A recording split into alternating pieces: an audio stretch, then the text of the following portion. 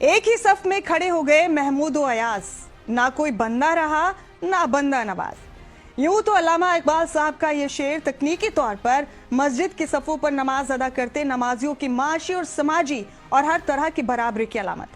लेकिन आज इन अल्फाज की जरूरत है मुझे ट्रंप और इजराइल का शुक्रिया अदा करने के लिए।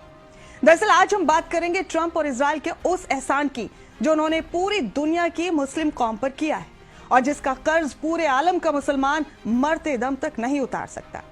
आप यकीनन हैरत में पड़ गए होंगे कि मजहब इस्लाम के सबसे बड़े दुश्मनों ने आखिर कौन सा एहसान मुस्लिम कौम पर कर दिया है। जी हाँ, यहूदियों ने मुस्लिम कौम पर वो एहसान कर दिया जिससे होने वाले फायदे का अंदाजा लगाना मुमकिन नहीं। उम्मत मुस्लिमा की सबसे बड़े दुश्मन अगर कोई है तो वो है मुसलमानों का आपस में शिया, सुन्नी, बरेलवी, देवबंदी, सूफी, बोहरा, सलाफी जैसे फिरकों में तकसीम होना। ये एक ऐसी खाई है जिससे पूरी मुस्लिम कौम अपने आप हाशिए पर चली गई। इस खाई को और गहरी करने के लिए दुनिया की बातिल ताकतों ने, दुनिया के जालिम हुक्मरानों ने साजिशन कोई कसर बाकी नहीं छोड़ी,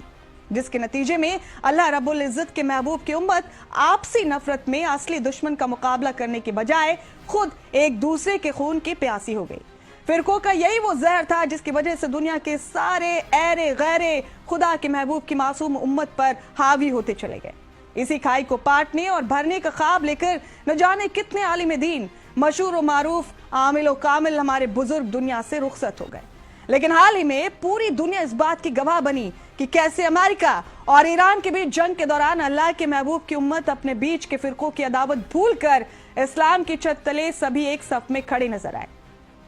सारे मुस्लिम ममालिक और दुनिया के किसी भी खित्ते में बसने वाली मुस्लिम बिरादरी, चाहे वो शिया हो, सुन्नी हो, देवबंदी हो, हनफी हो, बरेलवी हो, बोहरा हो, सलाफी हो, सबने एक ही सुर में एक ही अंदाज में आयतुल्लाह खामनेई के हक में आवाज बुलंद की, क्योंकि वो हक पर थे।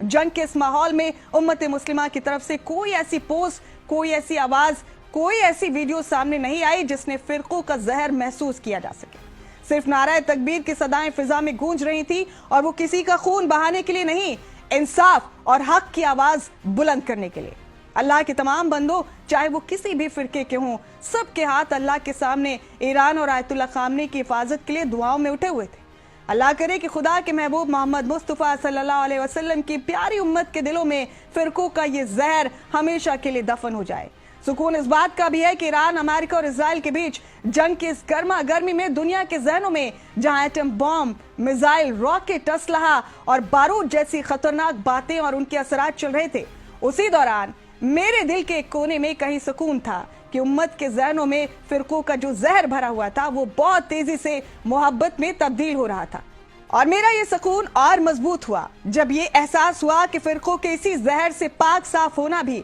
उस तमाम सफर का एक अहम हिस्सा रहा, जिस सफर की मंजिल ये नतीजा है कि एटमी पावर के नशे में मगरूर ट्रंप के अमेरिका जैसे खोखले दादाओं को आज हर उस जगह को छोड़कर दुम दबाकर भागना पड़ रहा है जहां जहां वो सदियों से कब्जा जमाए बैठा था, चाहे वो सीरिया हो या ईरान।